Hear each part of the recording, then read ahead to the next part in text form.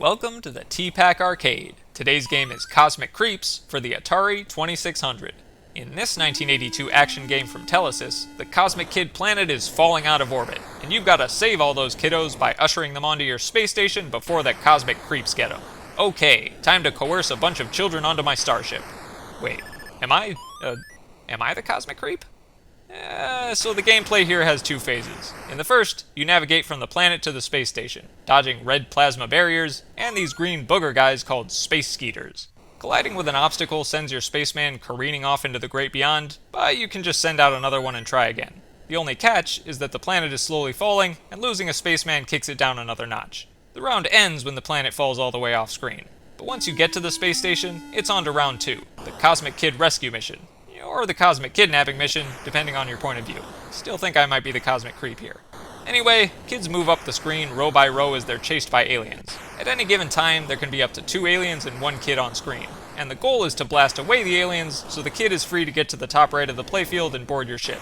The tricky part is that you can't let any aliens get to the top right of the playfield, or it's game over. And you don't want them to run into the kids either, or we've got a cosmic kidnapping on our hands.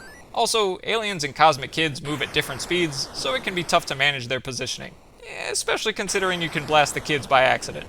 Oops, sorry there, Peggy. Off to the great beyond with you, I guess. But fear not, you can just summon another kid by pressing up on the joystick. But try to time it so they've got some breathing room between aliens. And don't be too lenient on losing cosmic kids either, because, like in the first phase, the planet is always falling, and it gets kicked down another notch with every kid you release. Now, the win condition of Phase 2 is the most unique aspect of Cosmic Creeps, because rather than moving on to the next round by saving a certain number of kids or destroying a certain number of aliens, your goal is just to score 5,000 points before the planet sinks all the way below the playfield.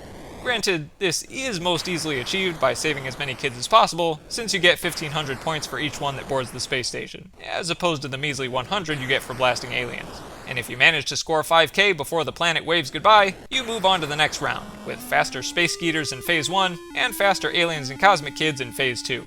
Aesthetically, I've got to hand it to Cosmic Creeps. These must be some of the most ambitiously detailed graphics on the 2600. And even though they aren't all appealing, namely the awkward, hunched-over kids, the game definitely boasts one of the coolest 8-bit spaceships out there, and we've got some neat animations too, like the sparkly disintegration effects and the planet slowly drifting off screen.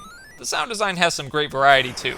The bass-heavy, thundering blaster noises and explosions, the quick, high-pitched chime to signal a successful child abduction, successful cosmic kid rescue, and the fancy mission complete tune to reward you for finishing each phase.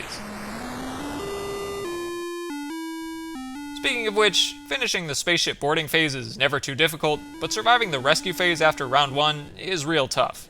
My personal goal was to finish 3 rounds, which wasn't easy, but manageable after some practice. My favorite part of Cosmic Creeps is the strategic element in Phase 2.